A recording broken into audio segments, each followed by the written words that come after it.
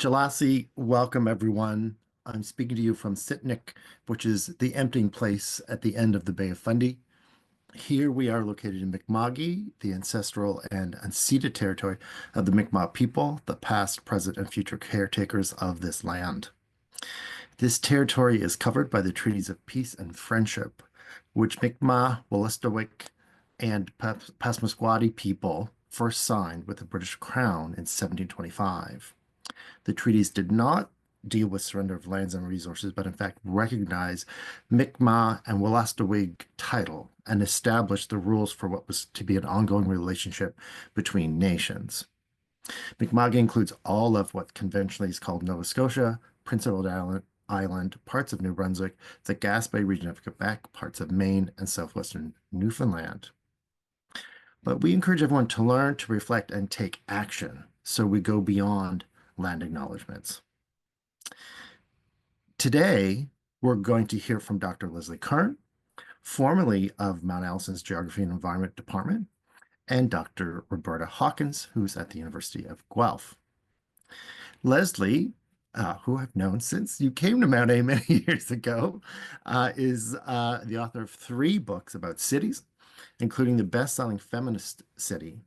Leslie is an urbanist with expertise in gender, housing, environmental justice, and gentrification.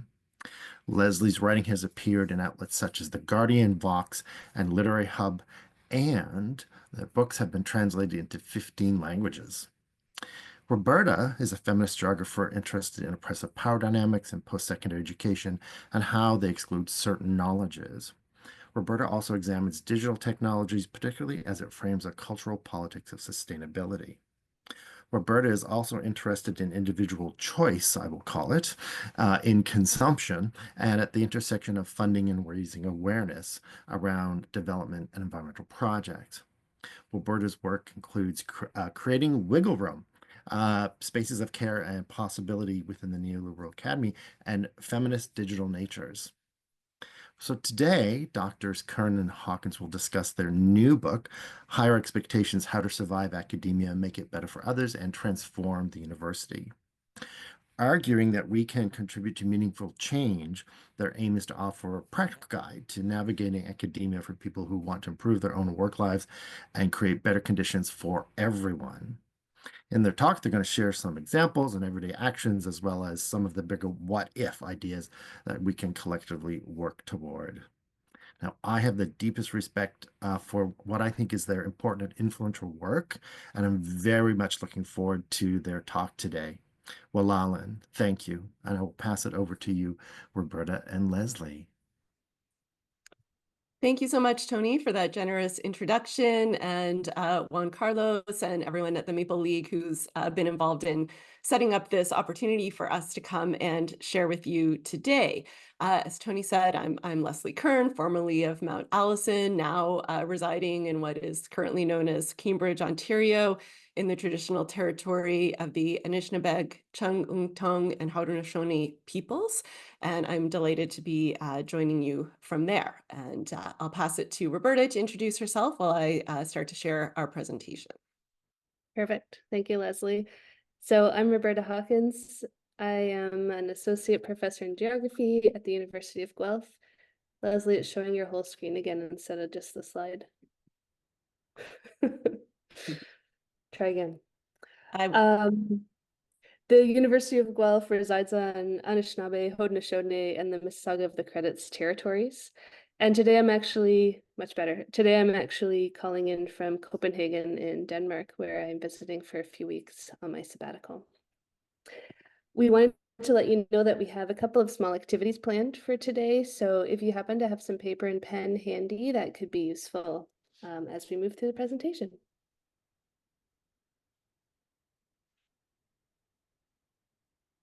Okay, great. Great.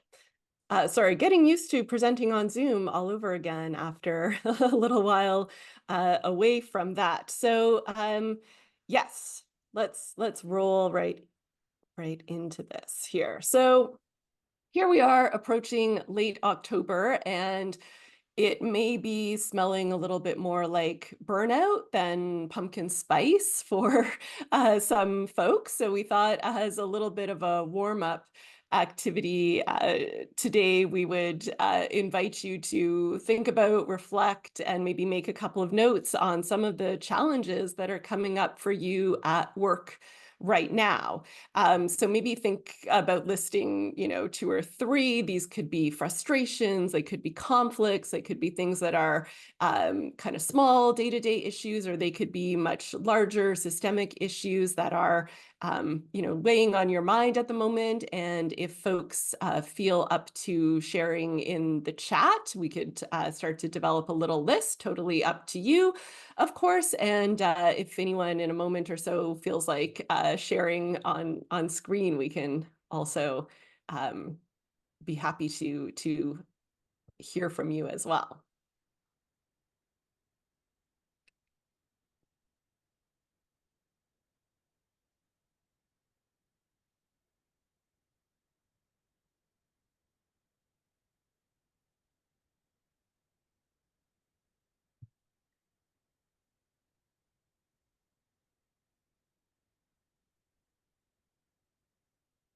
See a couple popping in from Tony in the chat. Thank you. Yeah. Student engagement, employment security, grading. Krista, hi Krista, also marking. Yeah, it's midterm season, right?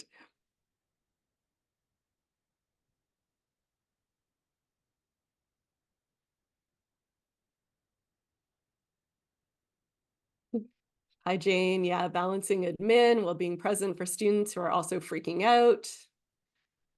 Hi, Suzanne. Cuts, cuts, cuts. Yeah, that's 3 things. What that means for learning and teaching, supporting students. Oh, here they all come. Thank you all for sharing. The to-do list. Yeah, life outside of the work. Roberta feeling budget pressures. Yeah, absolutely. So I can see in this list that we have a mix of some of the things that are perhaps individual in the sense of they are part of our kind of individual workloads and expectations, as well as these more systemic concerns, like Rebecca mentioning union efforts, Susie, collective agreement, related issues, the concerns over the needs of students and how we can best support them. So, as always, we have this, interesting mix of things that tend to be weighing on our minds. So thank you all for sharing there. So in this context, in the context of things like rising workloads, increased stress and mental health concerns, lack of time for a rich personal life, or even, simple relaxation, perhaps feeling like some of the parts of the work that are most important to you, maybe your research, are getting, squeezed out with all of these other things coming up. We want to pose the question, is it possible to raise our expectations? So over to you, Roberta. And the premise of our book is, yes, it is possible to raise our expectations. We agree that universities are broken in many ways. Academia is deeply problematic as an institution. There are many challenges, but our book suggests that we don't have to accept it the way that it is. Collectively, we can make changes that improve academic life for ourselves and others while working to transform the institution itself. In the research for our book, we found many examples of individuals, departments, and academic institutions implementing changes that make a difference in the lives of students and of scholars. And so above all, we want to suggest that change is possible, but not that change is easy.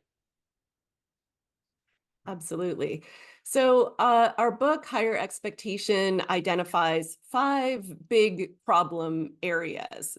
It's difficult, as you might imagine, to try to narrow all of the issues of academia down to 5 categories, but we settled on 5 that we would focus on in our book. So the first one is the individualized and competitive approach to knowledge and learning that we find in our institutions.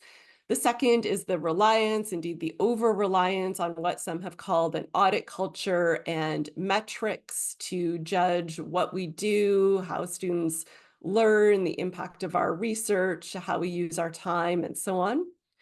The third one, the fact that academia is, mired in incredibly longstanding hierarchical systems that are prone to promote exploitation, both in terms of labor and knowledge production, and of course, abuse in the form of, everything from sexual harassment, sexual assault, to the abuse of people's labor and knowledge culture, and so on. Fourth, the fact that really a very privileged few people and knowledge systems continue to dominate in academia, despite some attempts to remedy this. So we still have a long way to go there. And finally, the fact that, as individuals within these institutions, whether we are there as students, as staff, as scholars, as administrators, we're often disconnected from our own bodies, from our communities, from our environments, from the more than human world around us. And this creates a sense of sort of fragmentation, disconnection, and yeah, a sense of loneliness and isolation as well. So certainly some of the responses that folks put in the chat a moment ago fall into these categories we're talking about here. People mentioning unions, which are there to try to help address some issues like exploitation and abuse, but of course are not the only solution or the perfect solution to those. People feeling like they don't have time for a personal life, the grading, which is a form of metrics that is, obviously very pervasive in our institution. So we can, see how some of those comments that you shared are there. And so, these big five, they really make our own lives miserable in myriad ways, but they also, we think, destroy the ability of institutions of higher learning to do much of what they purport to do or to fulfill the hopes and expectations that we invest in them. So our book tries to not just focus on these problems, but to look to a path forward. It's important to note as well, of course, that all of these problems, the 5 areas that we've identified, are also shaped by forces like colonialism, capitalism, racism, patriarchy, settler colonialism, cis heteronormativity, in ways that are, complex and in many cases very long-standing as well. So let me pass it back to Roberta. Thanks, Leslie. So there are plenty of books out there, and you might have read some of them as well, that describe and theorize these problems within academic institutions. The structural elements of the problems are quite clearly laid out in our research, not just mine and Leslie's, I mean ours as a community of academics. And the people's lived experience of working and learning within these dysfunctional and oppressive systems are also quite well documented. One of the things that we noticed as we read through this literature, though, is that the problems and the complexity of them are pretty well laid out, but what to actually do about them, suggestions and strategies for ways forward, advice, or any kind of practical takeaway, we often found that that was missing in the things that we were reading. What can we actually do about all of this? And so our book focuses on 5 main responses, and you might notice that they're kind of the opposite of the 5 problems that we identified. So the first is collaboration, and that was actually the most common advice we saw anywhere in all of our research and reading. The second is moving beyond metrics, thinking about different ways of valuing what we do. The third is dismantling hierarchies. The fourth is centering the margins, thinking about diversity, equity, and inclusion, and shifting the center of what is privileged in the academy. And the fifth section or solution we call stay whole. This is about work-life balance and trying to avoid that kind of fragmentation and workaholism that's so common in our profession. So just do these things. The end. No, just kidding. We know it's not that easy. But there are a lot of people that are taking action towards some of these things, and there's lots of good advice and lots of good strategies out there. And so in the book, we actually just go around and try to collect them, put them all in one spot for ourselves. Absolutely. So our mission in the book is to provide this practical, tangible advice that serves not only as a survival toolkit, but as a guide for how to make things better for those around you, those coming up behind you, and as a vision for transforming our institutions in line with a different set of values. So we tried to give a lot of practical advice as well as real world examples of where some of the things we suggest are actually being implemented in institutions and in departments and in people's academic work lives. We want to offer things that you can try today, right? Very practical micro solutions, and also things that you can work towards over a longer term. We want to suggest things that are both, individual efforts, but are linked to broader collective efforts. Throughout the book, we try to reiterate that pretty much everything we suggest is better together if it can be done collectively or with the support of others around you. And we want also to suggest some of these bigger what ifs, to think big, to invite everyone to imagine new ways of doing some old things, and maybe how to get rid of some of the old things too that might not be serving us, our students, our communities, our world in the way that we would like them to. So we would love to be able to share all of this with you today, but of course, we don't have the time.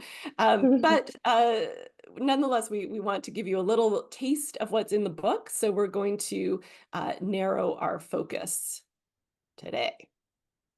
So we chose metrics. Yay!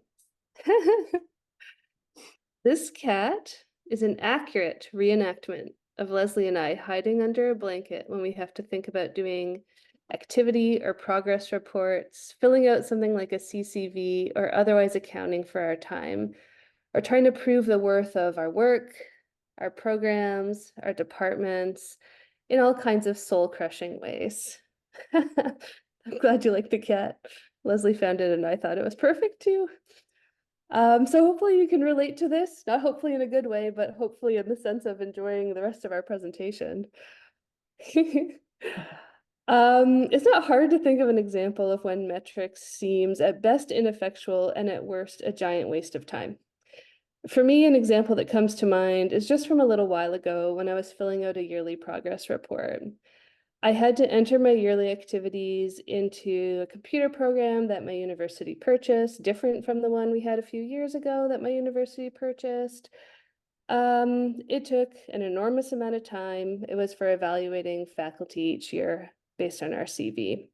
And as tedious as it was, I was happy because I did something really cool that year. And it was that students in my class had invited me to speak at a conference they were organizing on environmental science. But they invited me from a class called Gender and Environment and asked me to do a feminist perspective on environmental science. So I was so pleased about it. And I was really flattered, to be honest. I was really flattered about the invitation. I started to enter it into the system of my university, and it asked me questions. Was it peer reviewed? No. International? No. National? No. Was I a keynote? Not really. Were there any conference proceedings? Did it result in a peer-reviewed publication? No, no, again, no. Oh dear, I'm starting to panic. The software didn't have any space for all the hard work I put into creating the talk or my pride in being asked to do it by students. It definitely didn't have space for the fact that I had actually invited my sister to come and watch me speak for the very first time. She's not an academic, but I thought that she might enjoy the talk. Obviously, that was not in there. And so ultimately, after filling out this form, my most meaningful contribution of the year came out in my CV on page 27 under Contributions Other. I think this sums up a lot of the problems with our metrics system. Absolutely. Such a perfect and devastating story, honestly. So we thought once again we'd turn it over to you to share in your experience what is frustrating or unjust about the kinds of metrics that you feel compelled to participate in. And once again, if you feel up to sharing a few things in the chat, we would love to see what from your perspective is problematic, annoying, time consuming, and so on about some of the metrics that you're dealing with.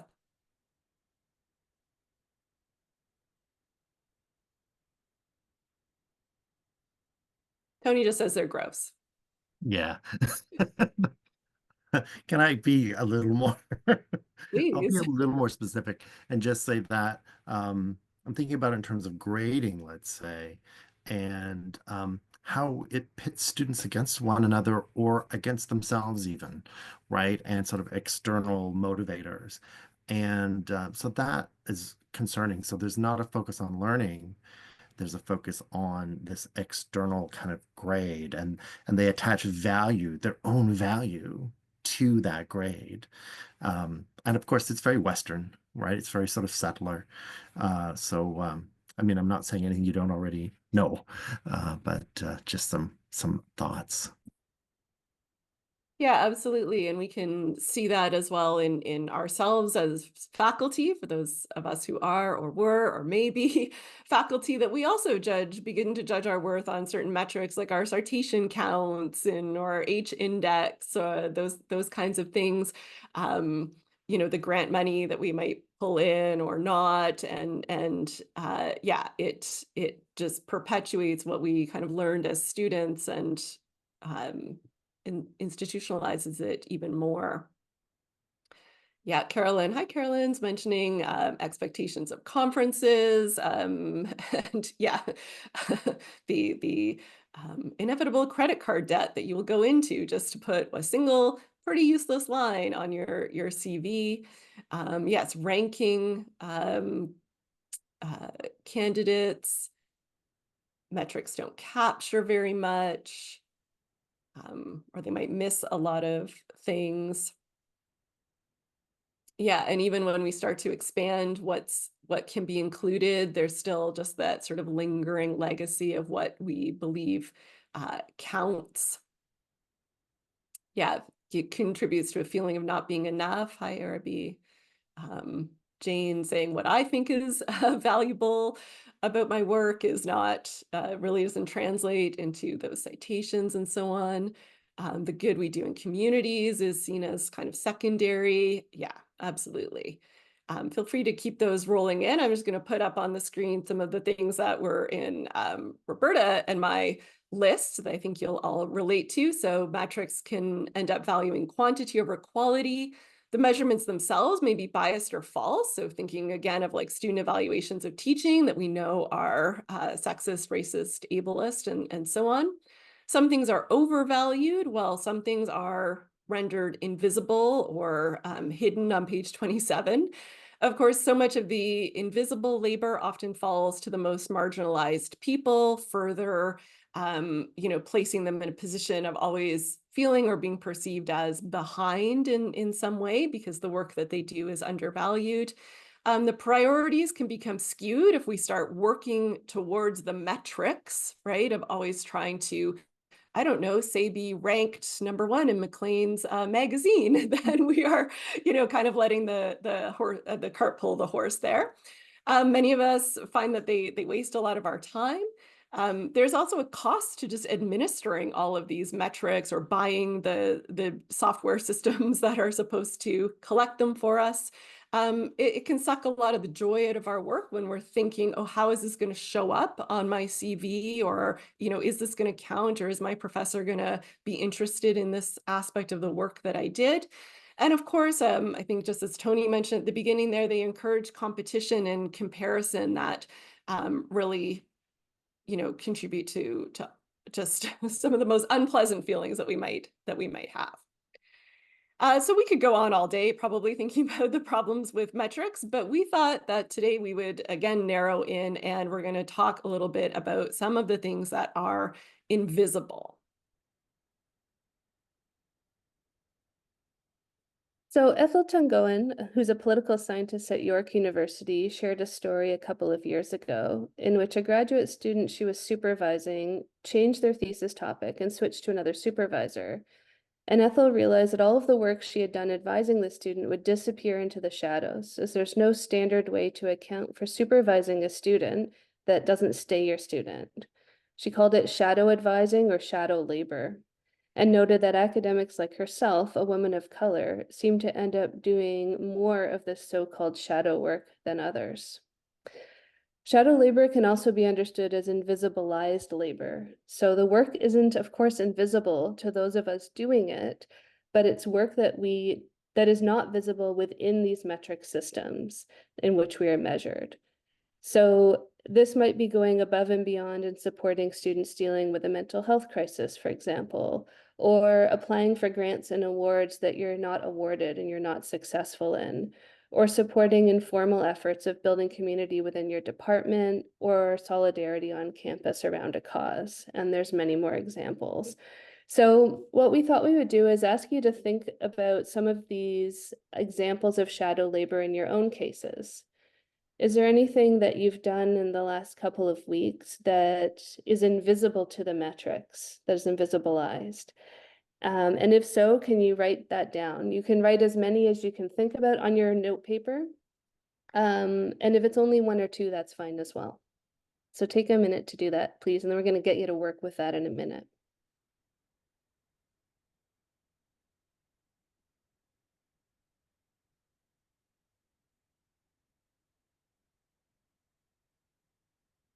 And I see some of them coming in the chat too, which is great. If you feel like sharing there, that's totally fine. If you want to keep it more private, your own paper is good as well. But yeah, letters of reference is a great example. Yeah. Student support, advising students that are not on record.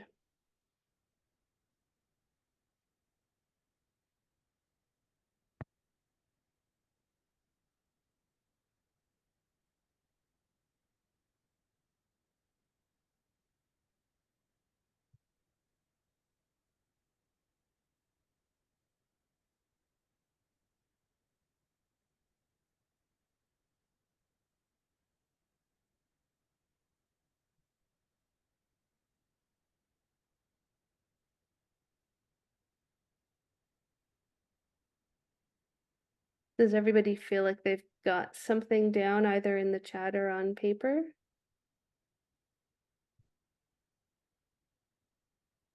Great. Well, if things continue to bubble to mind, that's great as well. So yeah, I think even from the examples that came in the chat there, we can see how these also connect back to that initial discussion of some of the frustrations, right? A lot of the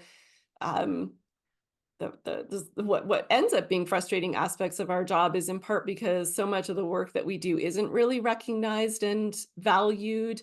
And I don't just mean, oh, it gets you a point on your CV or your merit pay or whatever, but just that it's often just totally ignored by not by those with whom you are doing that work, but by those, who are the administrators of metrics. And sometimes that can feel like the most frustrating part. Is not necessarily that you resent doing the work, maybe you even love doing that work, but when it's not at all recognized, that part can feel really frustrating. And I think the other thing that people find, and I think is being hinted at in some of these discussions, is that this work is ballooning, or it feels like it's growing. And we're not getting less of it. The shadow or invisible or undervalued parts of our job seem to be expanding, while the things that we are allegedly supposed to be doing or counted on, we have less and less time for. So what are some strategies around this? If we can agree that the invisible, unappreciated, and uncompensated nature of this work is a problem, then what can we do about it? Are there strategies that can help us gain recognition for this work and contribute to longer term, larger scale changes in how this work is valued relative to other kinds of academic labor? In other words, can we use metrics to our advantage and push back against them and maybe even dismantle them? So we think the answer is yes, and that we can try to do so. So the usual advice that you might get, for example, if you're spending a lot of time advising students that are not yours and therefore are falling behind in other things that maybe the administration or someone cares more about, is to just say no. You just need to practice saying no, and you should say more. You should say no more often. And first of all, yes, some of the time we agree. You should say no. And in fact, in chapter 5 of our book, we have a whole section on that, including a text box that tells you how to do it, and some email little drafts, I think, that you can plop right into your own email to tell you you can say no. Here's some wording for you. But it can't solve everything. No can be very complicated because saying no might mean that you're shunting labor over to other people. It might mean that people or things that really need support are falling through the cracks, or that we're compromising our own ethics, or the parts of our work that we actually find meaningful are sidelined when we have to say no to them. As an individual strategy, it doesn't really work just to say no as individuals to tackle this bigger workload problem. So since this work is going to happen, this invisibilized labor, we ask in our book and we ask you today, can we make it more visible for ourselves and others? We realize that counting our work more, adding more counting tasks doesn't really feel that great, but we want to argue that it might be important to be able to name this invisibilized work that we're already doing, to recognize it, and to make others and the institution recognize it as well and make it more visible. So we're not talking about padding our CVs for a kind of careerism, but recognizing the labor that we're doing and its importance and trying to put words to that to make it more visible and to claim its importance within the institution. So what might this look like? What are some actual strategies for naming this labor? Well, one of the things that we like to suggest is to find a way to use the institution's own language. So we have an example here. So perhaps you notice that you are doing a lot of mentoring of first-generation students. They're seeking you out for guidance, but they may not be your official supervisees in the sense of like thesis students or something of that nature. So you might be able to make this more legible by saying something like, I mentored first-generation students in support of the university's stated commitment to improving access and retention for this population. So yeah, in this example, we're seeing that you can, if the university says that it values certain kinds of things, community engagement, first generation students, diversity, if you can pull from that language to some extent, it's a way of increasing its the visibility of the kind of work that you do and giving it maybe perhaps a more official sounding role on your CV or in an activity report or in a kind of narrative for tenure and promotion or wherever it might be appropriate to do that. So we want to give you an opportunity to try it. So Roberta is going to share a couple examples Yeah, here. a couple more examples. So our example, the first one is that you work for a month or two on a grant application that ultimately gets unfunded, is not successful. And can you flip to, yeah, thanks, Leslie. So this actually, somebody wrote this in the chat as well, that sometimes doing this kind of work and metrics can make you feel like you're unworthy. So not only is making this work visible to the institution important to show the institution, but I think it can also be helpful for yourselves. So if we can see that actually not getting that grant still involved research design, research visiting, strategic research planning, networking and collaboration, partnership development, having all of these ideas that ultimately lead to other things, but didn't happen to end up with that specific grant money, it can make you see all of the work that you are already doing and make that kind of more of a forefront. Because sometimes you might work or maybe this is just me, but you might work all day and at the end of the day, think, maybe I don't think I did anything. What was I doing? But if you could actually break it down and see, actually, that was an enormous amount of work to prepare that grant application. And all of the connections and ideas that I made doing it are really important as well. So that's one example. And the other one is sharing an assignment with a colleague. So this one, we say, again, use the university's language, think about all of the small tasks that you've done, the community that you've built, the networking that you've done, and say things like that you did pedagogical resource development in such and such department or collaborative course design initiatives. You can ensure that people cite your assignment when they borrow it, and you can do that for your colleagues in return. So we're encouraging a kind of thinking a little bit outside the box about all of this invisibilized work to make it visible for yourself and others. So we'd love you to take the tasks that you wrote down earlier that were invisibilized labor from the last couple of weeks and see if you can make them more legible. Is there a way that you can frame them and frame this work in a way that makes them less invisibilized? Give it a We try. also will share with everyone a PDF chart that we have that also appears in the book. Roberta, I'm not sure if you're able to put that in the chat. I just don't want to totally exit my sharing screen here.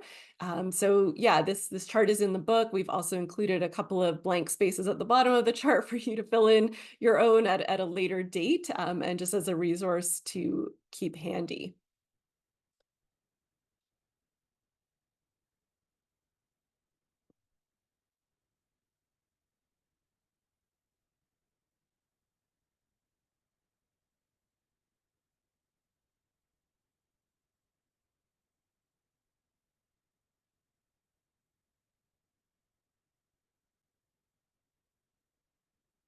So as you craft these, again, if anyone wants to share some in the chat, we would love to see them. Or if you have a question about how to do this, we're happy to try to answer it or brainstorm a way to turn it into a more visible bit of work.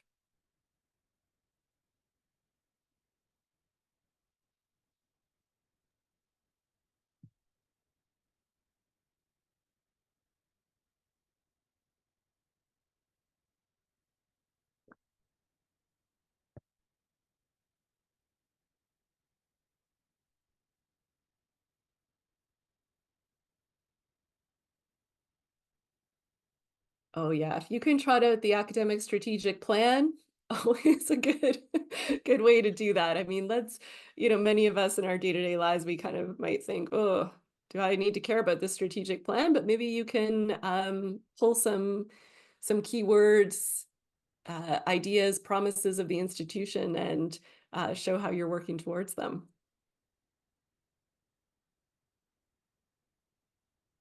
Yes, framing much of the pedagogical work done as scholarship of teaching and learning. Absolutely. Thanks, Kate.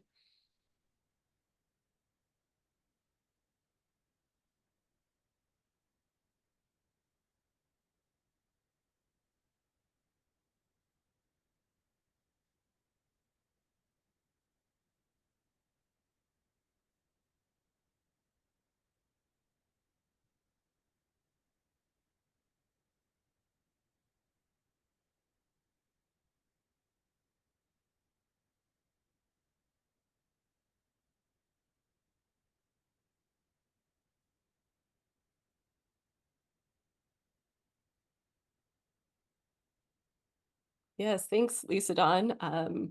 Gathering, analyzing, and presenting data on gender equality in athletics to support the university's dedication. Yes, dedication to EDI within the athletics department. Yeah, framing supportive colleagues as a form of mentoring. Absolutely. Because it is. So And Suzanne, we suggest in our book that you can also tell your colleagues to write the same thing on theirs, so that the mentoring doesn't have to just be one way. So peer-to-peer support, collaboration, etc.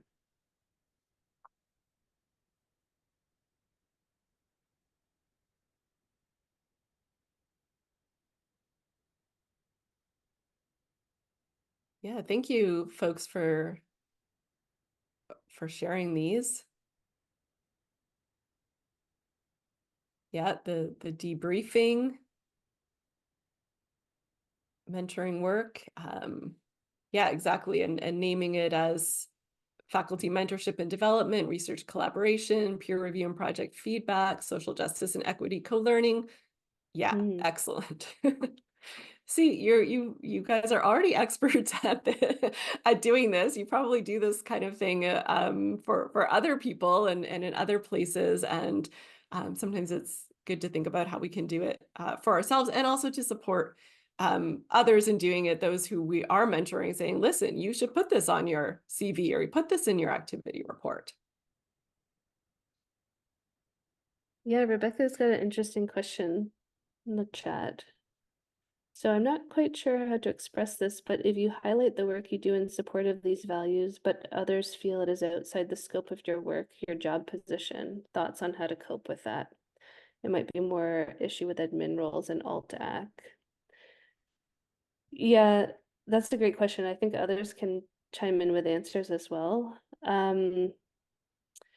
One of the things that is helpful about identifying the invisible work that we're doing is being able to push back against certain requests. So, for example, if somebody requests that you sit on a committee, but you can show, actually, I'm already spending all of this time on this informal kind of service and mentoring that can make up my service, whatever quota for the year.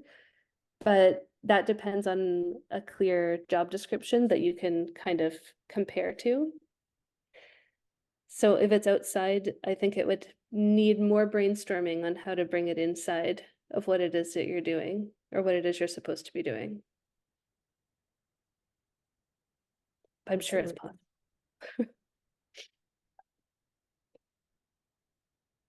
So some of you, maybe the more skeptical amongst you, and we don't blame anyone for being skeptical about metrics, absolutely, might be wondering, does this matter though? If we do this kind of translation work, does it matter, right? And maybe like we can't actually definitively answer that because the reality is it might not count in that the same way that citations are going to count and funding and grades and so on. We recognize that that is the reality.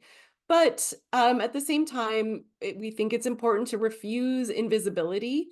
And by doing that, to model for others a different way forward, right? A different vision of how we might think about shadow labor. We also recognize that we kind of have to walk the walk here. So we have been talking a lot about instances where we're being counted. But like when we are grading, we are also the counters, right? Or when we are evaluating people on TMP or admissions committees, right? We are also in the role of administering these metrics, whether we like it or not.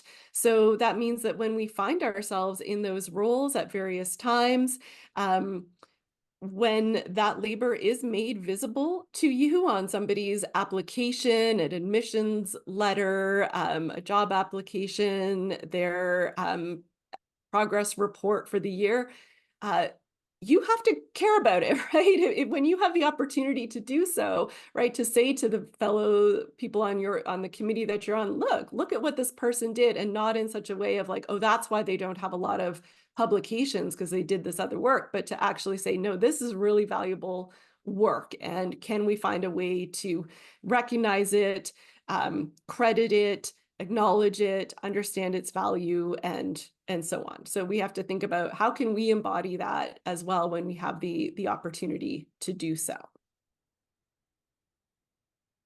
I'll pass it back to Roberta with. Yeah.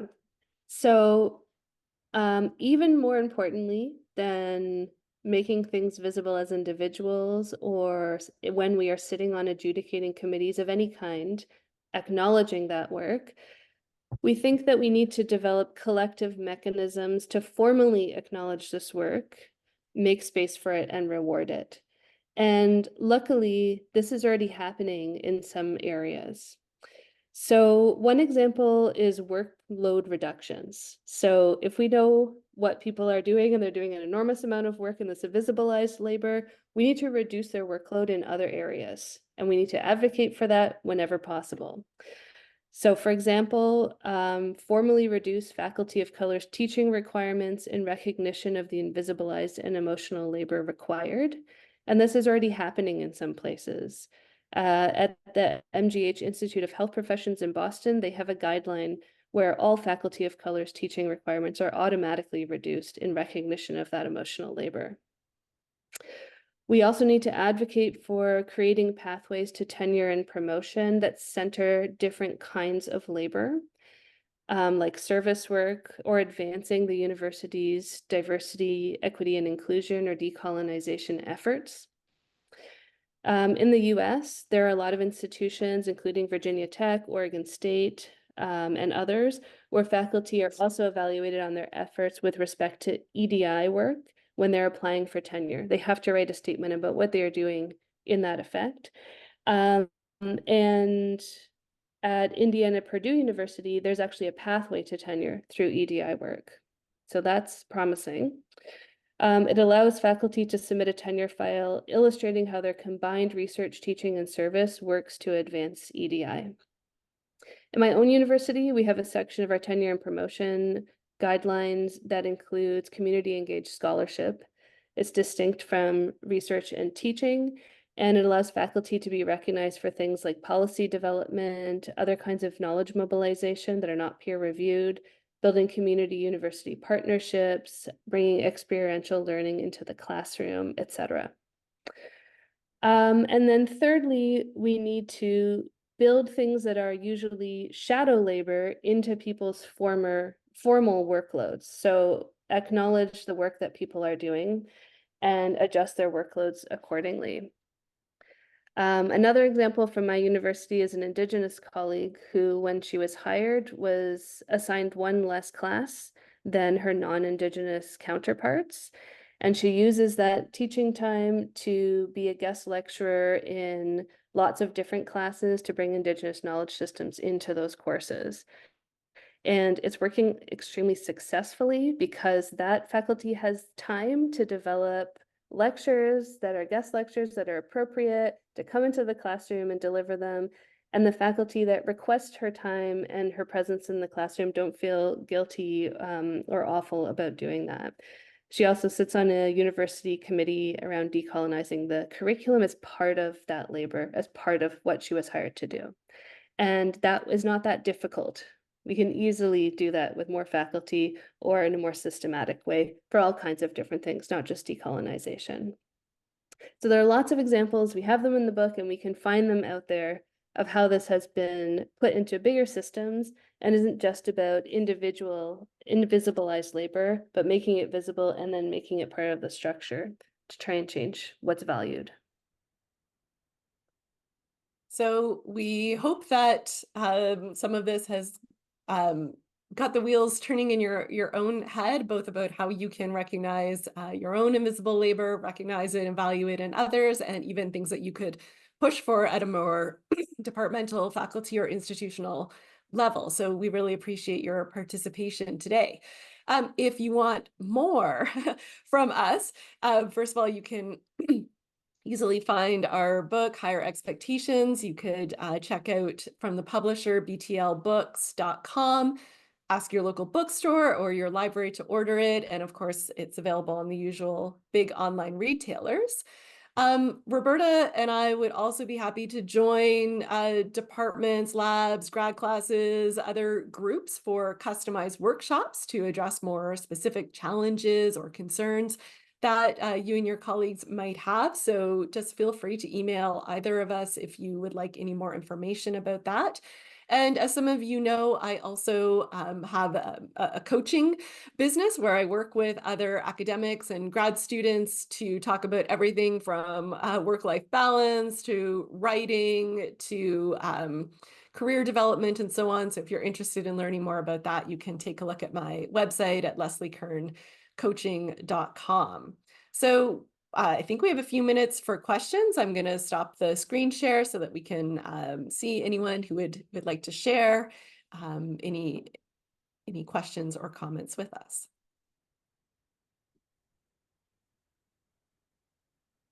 Okay, can I ask a question? Sure. Hi, Dan. You were mostly focusing in on the university.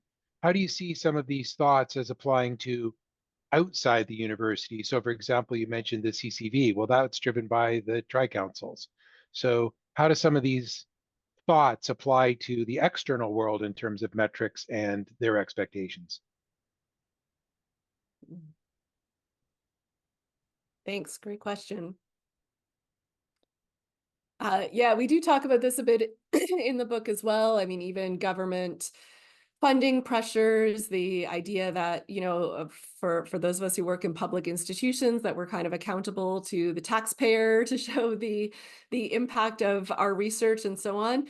And so this is why I think we are kind of advocating for a bit of a dual strategy, at least in the short to medium term, where we can, figure out ways to use the metrics that exist to try to promote different kinds of work, while also, where we can, trying to actually push back against them in a more long-term way. Roberta, do you have thoughts there? No, I don't have any specific thoughts about the CCV or that level of institution. One of the things that we learned about while writing the book is something called the Better Science Initiative, which is out of Switzerland. But they have a kind of strategy for addressing metrics at a much larger level. So they have suggestions around how to evaluate impact of research that doesn't have to do with things like journal impact factors or citation counts. And I can't remember the website offhand, but it's very comprehensive. So they're advocating at a much more of a larger, like the system of science and scientific discovery, and how we need to value research. And thank you. What is impact? What do we mean by scientific or knowledge-based impact? And it's with kind of a wide-ranging understanding of what knowledge is and multiple knowledge systems. So that might be a helpful place to look and think more about that. It's a great question. Thank you.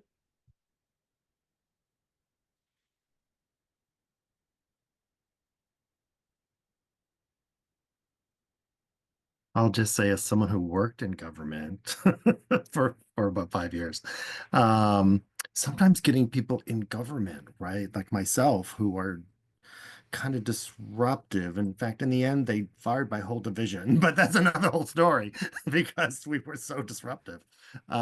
We were working in post-secondary education, and we were pushing for free post-secondary education and online education and so on in the 90s and early 2000s. And they did fire us all toward the end of, well, that's how I left the position. So sometimes it's also that, right? Sometimes we sometimes don't realize that we have folks within who you can also work with, who are collaborators, who are people who share the same vision, right?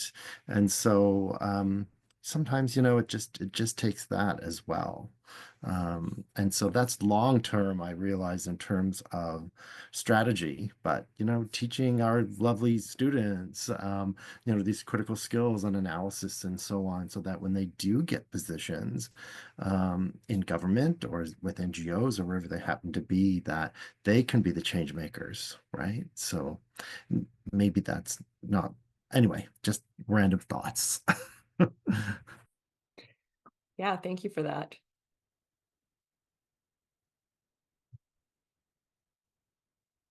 Are there any other comments or questions? Jane. Hi, yeah, thanks for that. It was great. And I was just thinking about like metrics and how they are super evil. But also I was, also like many people, I have sort of fitness goals, and you sort of try to sort of do a little bit more. And so there are ways, and so I do think it's interesting to find ways that we make them work for us. And one of the things I did a few years ago, and I think partially inspired by you, Leslie, is that I started to actually keep track of what I was doing with every day, which A, kind of gives me some sort of like way of documenting like all of the good things that I'm doing, because I kind of see that like service line of the Excel spreadsheet sort of grow. And I'm like, oh, I'm not just making this up. I actually am doing a lot here. But also kind of gave me an answer to the like, oh no, where did the time go? I've just been wasting my time. Well, no, I haven't been wasting my time because it's here, which is really good. And also on days where I felt exhausted and I was like, well, what's wrong with me? I can't do anything. To sort of look back at that and be like, oh, the last few days I have done more like more units than usual of work. Of course I'm exhausted. I actually do need to give myself a break, which was sort of good for that like internal kind of like I'm not doing enough drive to be like, oh no, I actually am. And so sometimes I found turning those numbers to my own benefit just to be really helpful. And it's something I started on sabbatical to give myself some structure, but I've been keeping it up. That's all. Yeah, that's awesome. And probably our mutual love of the bullet journal has probably also contributed to that, Jane.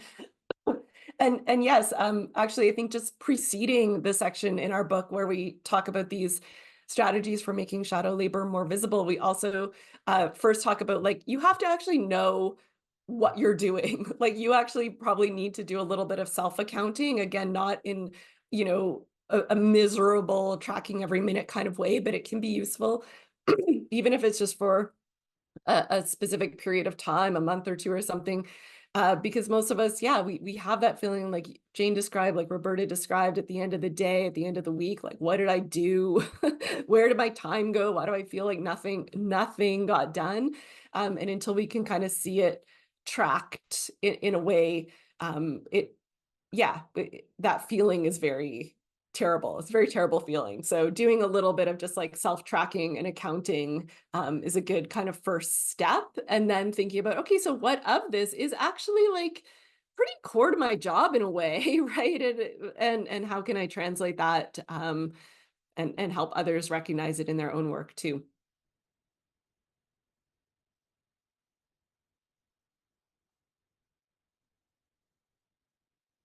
Kind of reminds me of, the emotional labor that's very gendered, that is invisible and has been invisible for so long. Imagine if we started tracking that, what that might look like. And so I don't know if this is fair to say, so I apologize, but it does remind me of that in terms of trying to say, hey, wait a minute, this is also labor. And as Roberta, you were talking about a fair bit, is making that visible, making that it's not just the accounting part, as you were just mentioning, Leslie. It's about making it valued.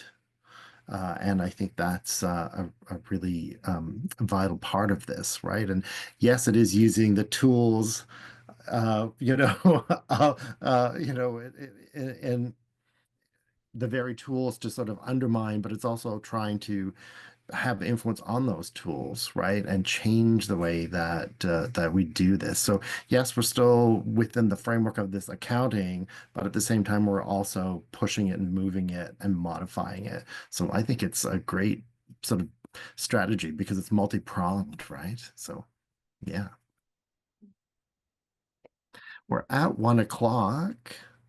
I want to thank you so much. I really love the way that you've framed the book with the 5 big problems and then giving the response, right? And the response part is something that I think gets a little bit lost now and again in some writing.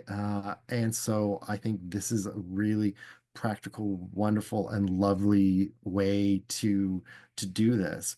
So thank you very much for that practical advice. I think it's really fantastic, but also the opportunity to discuss and to sort of share in community. I think that's also part of what's happening right now.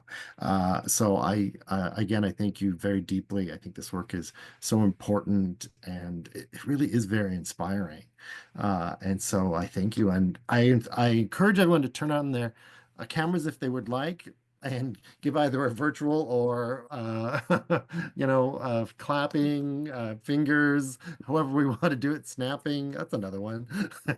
So thank you all very, Thank very you so much for joining much. us as well.